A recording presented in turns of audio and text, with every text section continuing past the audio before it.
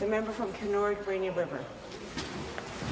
I move that, in the opinion of this House, the Minister of Transportation should take all necessary steps to ensure the completion of the long-promised expansion and 4-lane widening of Highway 17 from the Manitoba border to the City of Kenora by 2020, and that the Minister of Transportation should provide this House with regular updates on the status of this project every 6 months. Ms. Campbell has moved private member's notice motion number 74 pursuant to Standing Order 98. The member has 12 minutes for her presentation. Thank you, Speaker. It is an honour and a privilege to stand in this legislature and raise issues on behalf of the people of Kenora-Rainy River. It is also my great pleasure to be able to introduce this motion today to set some firm timelines on the twinning of the Highway 17 from the Manitoba border to Kenora. This twinning project is a necessary step in advancing the social and economic goals of Northwestern Ontario, as well as in improving the safety of the Trans-Canada Highway. The motion I am introducing today reads as follows, that in the opinion of this House, the Minister of Transportation should take all necessary steps to ensure the completion of the long-promised expansion and 4-lane widening of Highway 17 from the Manitoba border to the City of Kenora by 2020, and that the Minister of Transportation should provide this House with regular updates on the status of this project every 6 months. Speaker, twinning Highway 17 from the Manitoba border to Kenora is important for so many reasons. I've heard from hundreds of people who talk about the need to twin for safety and congestion reasons.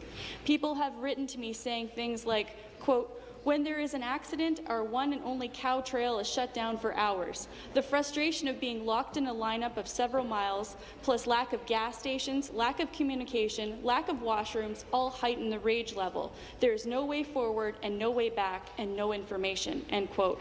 Others write, quote, "This would be amazing. There have been so many terrible accidents on this stretch. I am always nervous driving it. People become very pushy with the lack of opportunities to pass. We have watched countless people make dangerous decisions due to frustration. Once you finally get to a passing lane, it's ridiculous. Please push for this. My mother and I have almost lost our lives on this stretch of highway." End quote. Sadly, others have pointed out, quote, "We all know that someone who has we all know someone who is lost to this highway. Reason enough to fight for twinning." End quote. The fact that this stretch of road is listed as one of the worst roads in Ontario by the Canadian Automobile Association in 2007 certainly supports the concerns shared by so many. But most importantly, this project is as significant to the people of Kenora-Rainy River as it is to the people across Ontario and Canada, because it is our main route that connects Eastern Canada to Western Canada and all points in between. It is our sole artery, and frankly, it's shameful that our Trans-Canada Highway is a narrow, single-lane trail with twists and turns, barely any shoulders, rock cuts on either side, and is seriously in need of realignment for safety purposes. The fact that there's no consistency of standards of our national highway, even within Ontario, is a disgrace. For the last 4 decades, the residents of Northwestern Ontario have called for the 4-laning of Highway 17 from the Manitoba border to Kenora. And so when Dr. Robert Rosehart released his report in February 2008, which recommended the detailed planning commence immediately for the 4-laning of Highway 17 between the Manitoba border and Kenora, as well as the Highway 17 around Thunder Bay in Northwestern Ontario, you can well imagine the hope and anticipation felt by Northerners. People were further encouraged in July of that year when the Ontario government announced a $546 million investment in northern highways for 2008 and 2009, including route planning studies for the future 4-laning of several sections of Highway 17. And then, on May 16, 2009, Prime Minister Stephen Harper and Premier Dalton McGuinty joined a number of ministers and over 200 municipal leaders from across Northwestern Ontario to officially announce the investment of $100 million for Phase 1 of the project, which included the twinning of the first 10 kilometres in 2010.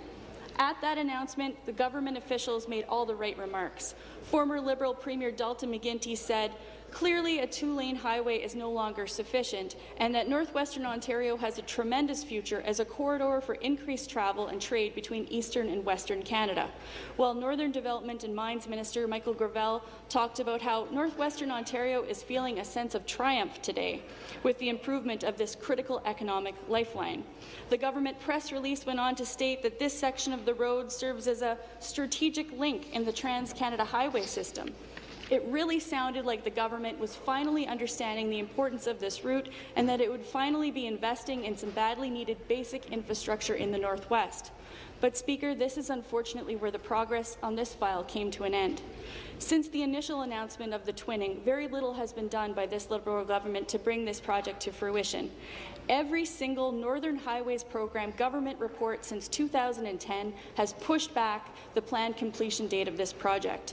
The 2012 report indicated a completion date of 2016. The 2013 report indicated a completion date of 2017, and the most recent report issued last year stated a revised completion date that would be the vaguely defined beyond 2019. Speaker, it's astonishing to think that a government highway project launched 7 years ago, which was initially meant to be completed within a few years of its announcement, will now take at least another 4 years to complete. Frankly, you can forgive Ontarians for finding it difficult to determine when exactly the government intends to move forward with this project, and if it even remains a priority, given the many extended timeframes and mixed messages that we've received from government officials. While the Minister of Northern Development and Mines has continually asserted that this project is still a priority for the government, we've heard differing messages from the Premier and from the Ministry of Transportation. In September of last year, this Premier refused to give a timeline on the twinning project, instead only saying that her government hasn't given up on the project yet. And most recently, the Highway 17 twinning project was not included in the Ontario government's 10-year infrastructure plan ending in 2024 as published in this year's provincial budget. In fact, just last week, the Minister of Transportation's office indicated that it had, quote, no update at this time, end quote, as to the completion date for the twinning project. Speaker, how can Ontarians trust a government that states, when pressed by media, that this continues to be an important project for them when their own 10-year infrastructure plan fails to even include it as an actionable project before 2025? Ontarians are left scratching their heads as to how a government can so badly bungle a project that will take more than 16 years, from 2009 to at least 2025, to complete. A project, keep in mind, where the construction dollars have already been secured from both the provincial and federal levels of government. Which brings me to another point. This Liberal government talks a lot about the need to have a willing federal partner to accomplish key infrastructure projects across the province. But, Speaker, this is a project where the federal dollars have already been committed to seeing it through. Funding and a willing federal partner are not the issues here. The delay for this project rests solely on the shoulders of this provincial government, and I would argue the Premier herself. In fact, many First Nation communities around Kenora, including Shoal Lake 39, Shoal Lake 40, Dalles and Washagamas Bay, have indicated that they have not been properly consulted and have expressed dissatisfaction with the process, a process First Nation leadership has described as deeply flawed.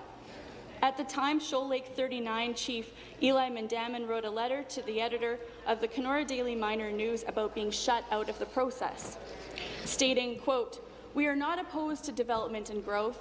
All we have asked for is respect for our way of life, the treaty, and our rightful place." Can I ask the government side, please tone down your conversation? Thank you. That's important to them.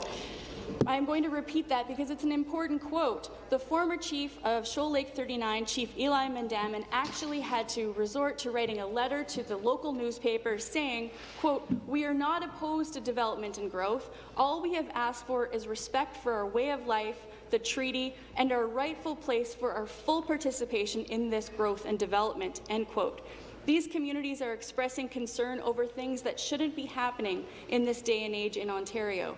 Certainly not after this government released a highly publicized new directive entitled Ontario's New Approach to Aboriginal Affairs in the spring of 2005, a full 4 years before moving ahead with the twinning project. Remember that document the government talked so much about, the one that actually stated, quote, "Ontario is charting a new course for a constructive cooperative relationship with the Aboriginal peoples of Ontario, a relationship that is sustained by mutual respect and that leads to improved opportunities and a better future for Aboriginal children and youth. Our new approach calls for working with Aboriginal peoples to build this relationship and through it develop productive partnerships, collaborate on key initiatives, and achieve real progress on shared goals," end quote. and which went on to state that the government is, quote, committed to creating a new and positive era in the province's relationship with Aboriginal peoples, end quote. Well, it appears the directive was just Liberal spin and not worth the paper it was written on, because 4 years later, this same government announced this very important project without prior consultation with area First Nation communities. When I raised the lack of consultation with area First Nation communities over the Highway Twinning and Estimates Committee in 2012, the Ministry of Aboriginal Affairs as much as admitted that any form of consultation did not start until 2010, the year when the construction was set to begin and a full year after the announcement was made.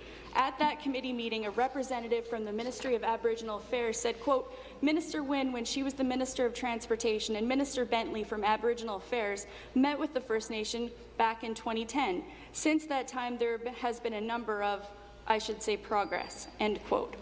When the consultation did occur, it was a mess. In fact, I was in Shoal Lake 39 when the government officials met with the community, and I saw firsthand how disingenuous the government consultations were, where one group of government officials would meet with the community and come to areas of agreement with the community leadership, only to have an entirely new crew show up several months later, informing the community that the previous group didn't have the authority to make such decisions and that they would have to start the process all over again. After a period of time, discussions between the government and Shoal Lake 39 became so broken down that the community had refused to even meet with the former Minister of Transportation turned Minister of Aboriginal Affairs, Kathleen Wynne. By 2012, the community had repeatedly told me that it would only deal with the former Premier on the matter. Speaker, I won't say who the common denominator seems to be in this flawed process. I'll let the people of this House and at home connect those dots. But I will say that our current Premier has a lot of making up to do to fix this mess that has been made and to make this project a reality.